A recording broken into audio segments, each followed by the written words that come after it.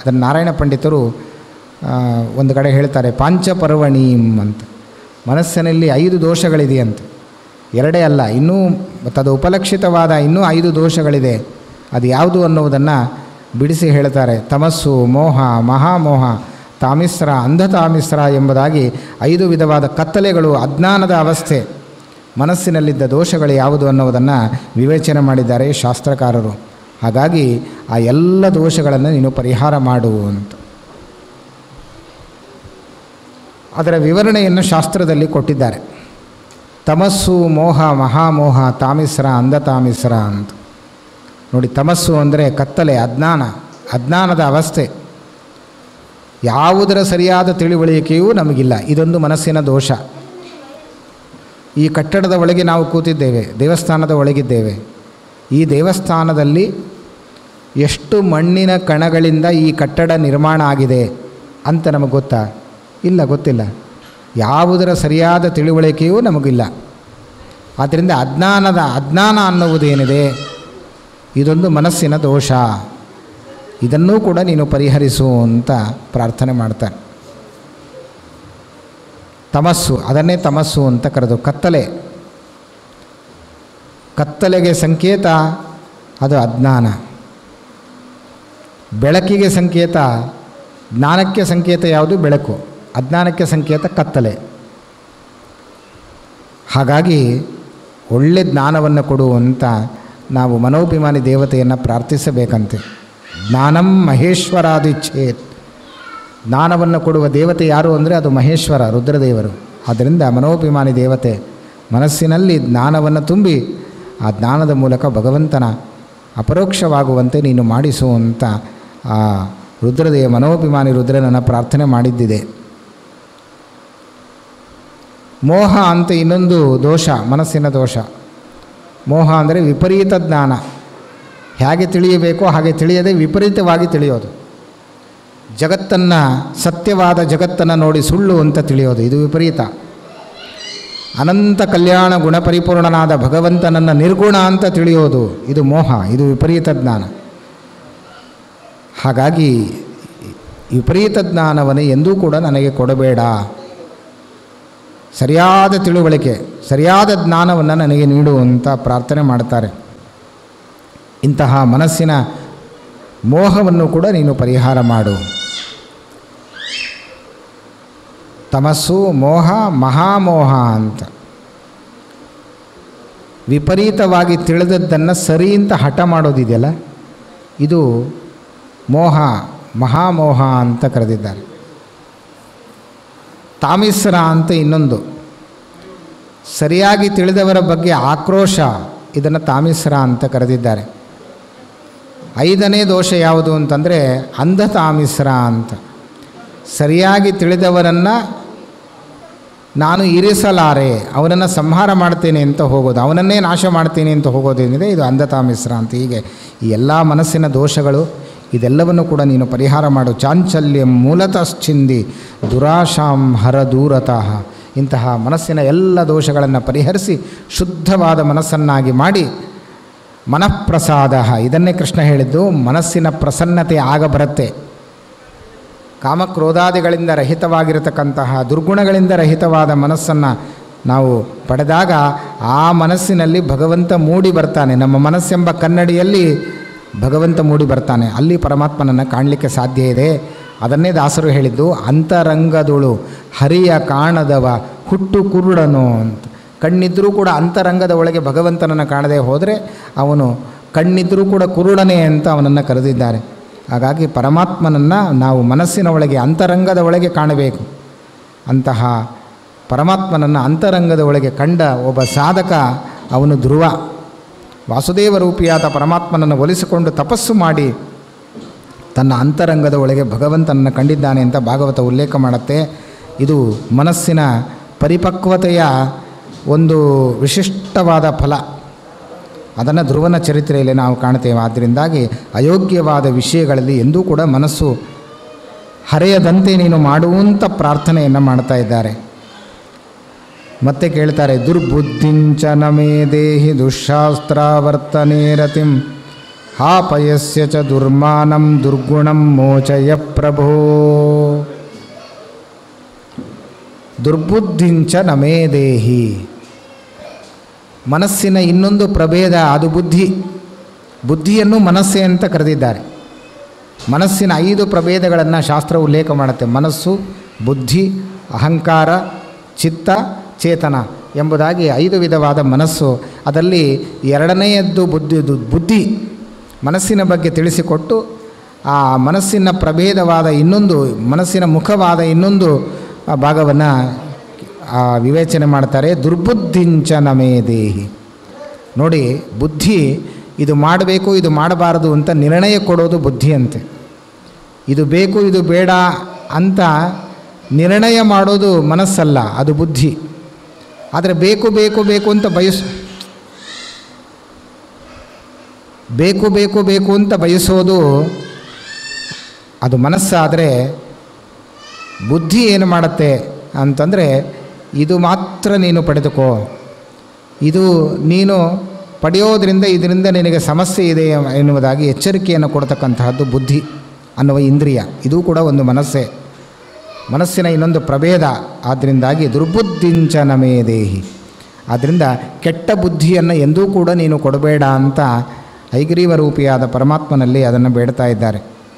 ಆದ್ದರಿಂದಲೇ ಗಾಯತ್ರಿಯ ಮೂಲಕ ನಾವು ದೇವರನ್ನು ಪ್ರಾರ್ಥನೆ ಮಾಡ್ತೇವೆ. ಧಿಯೋ ಯೋನ ಪ್ರಚೋದಯ. ಒಳ್ಳೆಯ ಬುದ್ಧಿಯನ್ನು ಪ್ರಚೋದಿಸು, ನನ್ನ ಬುದ್ಧಿಯನ್ನು ಪ್ರಚೋದನೆಗೊಳಿಸು ಅಂದರೆ ಒಳ್ಳೆಯ ಬುದ್ಧಿಯನ್ನು ಕೊಡು, ನನ್ನ ಬುದ್ಧಿಯಲ್ಲಿ ಯಾವಾಗಲೂ ನೀನು ನೆಲೆಸಿರು ಎಂಬುದಾಗಿ ಪ್ರಾರ್ಥನೆಯನ್ನು ಮಾಡಿದ್ದಾರೆ. ಹಾಗಾಗಿ ಸಕಲ ವೇದಗಳ ಸಾರವಾದ ಗಾಯತ್ರಿ ಮಂತ್ರ ಹೇಳೋದೇನು ಅಂದರೆ ಧಿಯೋ ಯೋನಃ ಪ್ರಚೋದಯ.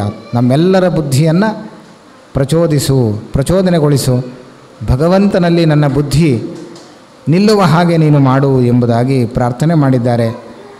ಹಾಗಾಗಿ ದುರ್ಬುದ್ಧಿಂಚ ನಮೇ ದೇಹಿ. ಕೆಟ್ಟ ಬುದ್ಧಿಯನ್ನು ಎಂದೂ ಕೂಡ ಕೊಡಬೇಡ. ದುಶ್ಶಾಸ್ತ್ರ ವರ್ತನೆ ರತಿಂ.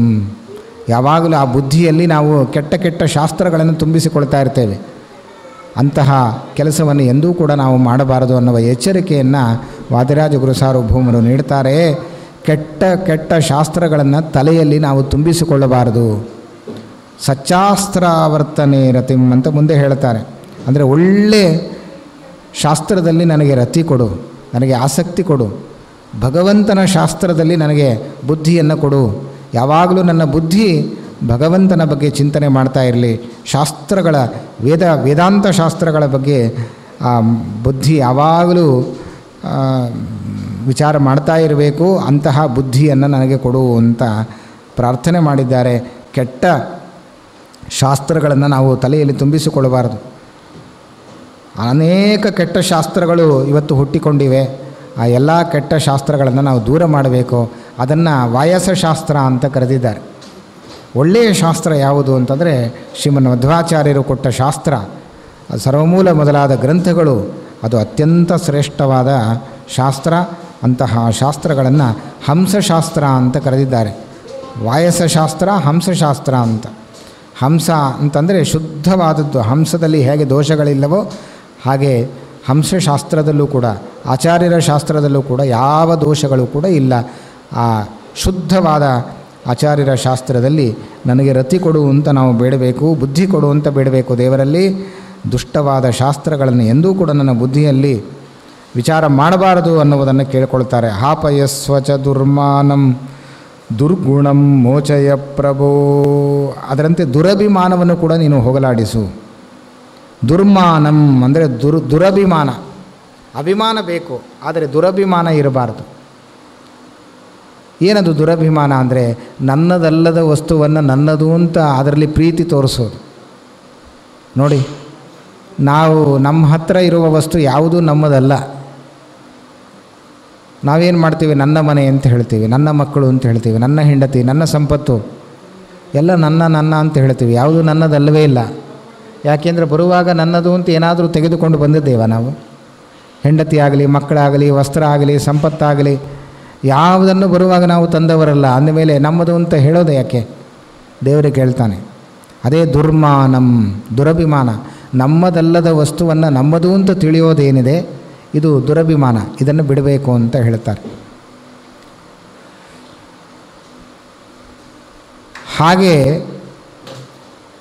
ಹಾಗಾದರೆ ನಮ್ಮದು ಅಂತ ವ್ಯವಹಾರ ಮಾಡಲೇಬಾರ್ದಾ ಅಂತ ಪ್ರಶ್ನೆ ಬರುತ್ತೆ.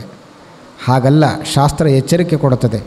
ಉಪನಿಷತ್ತು ನಮಗೆ ಎಚ್ಚರಿಕೆ ಕೊಟ್ಟಿದೆ. ಈಶಾವಾಸ್ಯಮಿದಂ ಸರ್ವಂ ಯತ್ಕಿಂಚ ಜಗತ್ಯಾಂ ಜಗತ್. ಎಲ್ಲದರ ಜೊತೆ ಮನೆ ಬೇಕು, ಹೆಂಡತಿ ಬೇಕು, ಮಕ್ಕಳು ಬೇಕು, ಐಶ್ವರ್ಯ ಬೇಕು, ಸಂಪತ್ತು ಬೇಕು, ಎಲ್ಲ ಬೇಕು. ಆದರೆ ಎಚ್ಚರಿಕೆ ಇರಬೇಕು ಅಂತ ಶಾಸ್ತ್ರ ಹೇಳುತ್ತೆ. ಏನು ಎಚ್ಚರಿಕೆ ಅಂದರೆ, ಇದು ನನ್ನದಲ್ಲ, ಇದೆಲ್ಲವೂ ಭಗವಂತನದ್ದು. ಈಶಾವಾಸ್ಯಮಿದಂ ಸರ್ವಂ, ಭಗವಂತನಿಂದಾಗಿ ಎಲ್ಲವೂ ಬಂದಿದೆ, ಭಗವಂತನಿಂದಾಗಿ ಎಲ್ಲವೂ ನನಗೆ ಸಿಕ್ಕಿದೆ ಅನ್ನುವ ಎಚ್ಚರಿಕೆ ಇಟ್ಟುಕೊಂಡು ಅದರ ಜೊತೆಗಿರಬೇಕಷ್ಟೇ ಹೊರತು, ಅದನ್ನು ಅನುಭವಿಸಬೇಕಷ್ಟೇ ಹೊರತು ಎಲ್ಲವೂ ನನ್ನದೇ ಅನ್ನುವ ದುರಭಿಮಾನವನ್ನು ಎಂದೂ ಕೂಡ ನಾವು ಇಟ್ಟುಕೊಳ್ಳಬಾರದು. ಅದನ್ನು ಬಿಡಬೇಕು. ನಾವು ಬುದ್ಧಿಗೆ ಬುದ್ಧಿವಾದವನ್ನು ಹೇಳಬೇಕು. ಅದನ್ನು ಇಲ್ಲಿಗೆ ಮಾಡ್ತಾ ಇದ್ದಾರೆ. ಹಾಪಯಸ್ವಚ ದುರ್ಮಾನಂ ದುರ್ಗುಣಂ ಮೋಚಯ ಪ್ರಭು. ಅಂತಹ ಕೆಟ್ಟ ಕೆಟ್ಟ ಅಭಿಮಾನ, ನಮ್ಮದಲ್ಲದ ವಸ್ತುವನ್ನು ನಮ್ಮದು ಅಂತ ತಿಳಿದು ಮೋಸ ಹೋಗಿ ನಾವು ದುಃಖ ಪಡ್ತೇವಲ್ಲ, ಎಂದೂ ಕೂಡ ಆ ಕೆಲಸವನ್ನು ಮಾಡಬೇಡಿ ಅಂತ ಕೇಳ್ತಾರೆ.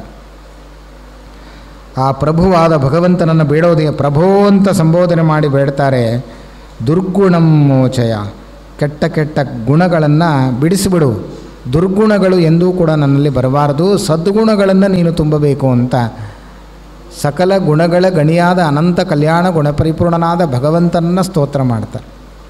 ಒಳ್ಳೆ ಗುಣಗಳನ್ನು ತುಂಬು ನನ್ನಲ್ಲಿ, ಆ ಗುಣಗಳಿಂದ ನನಗೆ ಅನುಗ್ರಹವನ್ನು ಮಾಡು ಅಂತ ವಾದಿರಾಜ ಗುರು ಸಾರ್ವಭೌಮರು ಬೇಡಿಕೊಂಡಿದ್ದಾರೆ. ಹಾಗಾಗಿ ಎಂದೂ ಕೂಡ ದುರ್ಬುದ್ಧಿಯನ್ನು ಕೊಡಬೇಡ, ದುಷ್ಟಶಾಸ್ತ್ರಗಳಲ್ಲಿ ನನಗೆ ರತಿಯನ್ನು ಕೊಡಬೇಡ, ಮತ್ತು ದುರಭಿಮಾನವನ್ನು ಕೂಡ, ನಮ್ಮದಲ್ಲದ ವಸ್ತುವನ್ನು ನಮ್ಮದು ಅಂತ ತಿಳಿಯುವ ದುರಭಿಮಾನವನ್ನು ಕೂಡ ನೀನು ಮಾಡದಂತೆ ನನಗೆ ಮಾಡು.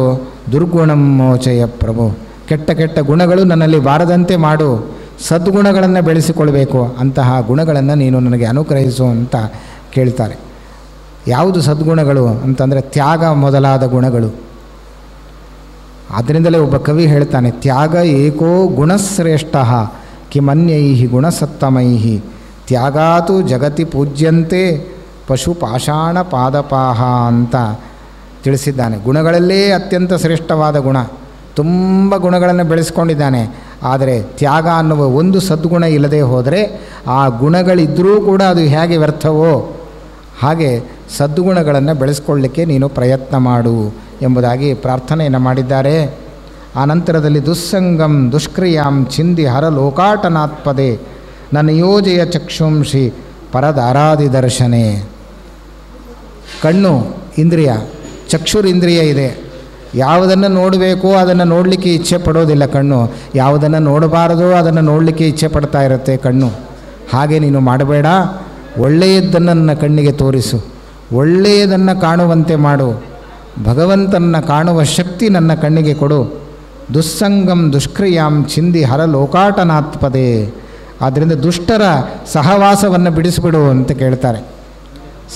ಸಜ್ಜನರ ಸಂಘದೊಳು ಇರಿಸನ್ನ ರಂಗ ಅಂತ ದಾಸರು ಪ್ರಾರ್ಥನೆ ಮಾಡ್ತಾರೆ. ದುರ್ಜನರ ಸಂಘ ಎಂದೂ ಕೂಡ ಮಾಡಿಸಬೇಡ, ಸಜ್ಜನರ ಸಂಘವನ್ನು ಸದಾ ನನಗೆ ಸಿಗುವಂತೆ ಮಾಡು, ಅನುಗ್ರಹಿಸು. ಯೋಗ್ಯರ ಸಂಘದಿಂದ ಅವನು ಉತ್ತಮವಾದ ಸ್ಥಾನವನ್ನು ಪಡಿತಾನೆ, ಭಗವಂತನ ಅನುಗ್ರಹವನ್ನು ಪಡಿತಾನೆ. ಆದ್ದರಿಂದ ಒಳ್ಳೆಯವರ ಸಂಘವನ್ನು ಕೊಡು, ಸಜ್ಜನರ ಸಂಘದಲ್ಲಿ ಇರಿಸು ನನ್ನನ್ನು ಅಂತ ಪ್ರಾರ್ಥನೆ ಮಾಡ್ತಾರೆ ದೇವತೆಗಳೆಲ್ಲ. ನನ್ನ ಯೋಜೆಯ ಚಕ್ಷುಂಷಿ ಪರದಾರಾದಿ ದರ್ಶನೆ. ಆದ್ದರಿಂದ ಯಾವುದನ್ನು ನೋಡಬಾರದೋ ಕೆಟ್ಟ ದೃಷ್ಟಿಯಿಂದ ಅಂತಹದ್ದನ್ನು ನೀನು ನೋಡಬೇಡ, ಒಳ್ಳೆಯ ದೃಷ್ಟಿಯಿಂದ ಪ್ರತಿಯೊಂದನ್ನೂ ಕಾಣು. ಎಲ್ಲರ ಒಳಗೆ ಗೌರವ ಭಾವದಿಂದ ಭಗವಂತ ಇದ್ದಾನೆ ಅನ್ನುವ ಚಿಂತನೆ ನಿನ್ನ ಕಣ್ಣಿಗೆ ಸದಾ ಬರಬೇಕು. ಆ ರೀತಿಯಲ್ಲಿ ನೋಟ ನಿನ್ನದಾಗಬೇಕು ಅಂತ ಪ್ರಾರ್ಥನೆಯನ್ನು ಮಾಡಿದ್ದಾರೆ. ಹಾಗಾಗಿ ಪ್ರತಿನಿತ್ಯ ಭಗವಂತನನ್ನು ನಾವು ಕಾಣಬೇಕಂತೆ, ಅವನ ದರ್ಶನ ಮಾಡಬೇಕು. ಭಗವಂತ ಕೊಟ್ಟ ಕಣ್ಣುಗಳು ಸಾರ್ಥಕವಾಗಬೇಕಾದರೆ ಅವನನ್ನು ಪ್ರತಿಪಾದನೆ ಮಾಡುವ ಶಾಸ್ತ್ರಗಳನ್ನು ಕಾಣಬೇಕು. ಅದರ ಜೊತೆಗೆ ಆ ಭಗವಂತನನ್ನು ನಾವು ದರ್ಶನ ಮಾಡಬೇಕು, ಪರಮಾತ್ಮನನ್ನು ಕಾಣಬೇಕು. ಆದ್ದರಿಂದಲೇ ಬೆಳಗ್ಗೆ ಎದ್ದ ಕೂಡಲೇ ನಿನ್ನ ಇಂತಹ ಪವಿತ್ರವಾದ ವಸ್ತುಗಳನ್ನು ಕಾಣುವಂಥ ಶಾಸ್ತ್ರ ನಮಗೆ ಕಪಿಲಾಂ ದರ್ಪಣಂ ಭಾನುಂ ಭಾಗ್ಯವಂತಂಚ ಭೂಪತಿಂ ಆಚಾರ್ಯ ಮನ್ನದಾತಾರಂ ಪ್ರಾತಃ ಪಶ್ಯೇತ್ ಪತಿವ್ರತಾಂ ಅಂತ ಹೇಳ್ತಾರೆ. ಇಷ್ಟು ವಸ್ತುಗಳನ್ನು ಬೆಳಗ್ಗೆಯ ಹೊತ್ತಿನಲ್ಲಿ ಕಾಣಬೇಕಂತೆ. ಆಯಸ್ಸು ವೃದ್ಧಿ ಆಗತ್ತೆ, ಭಗವಂತನ ಅನುಗ್ರಹವನ್ನು ಪಡೆದುಕೊಳ್ತಾನೆ.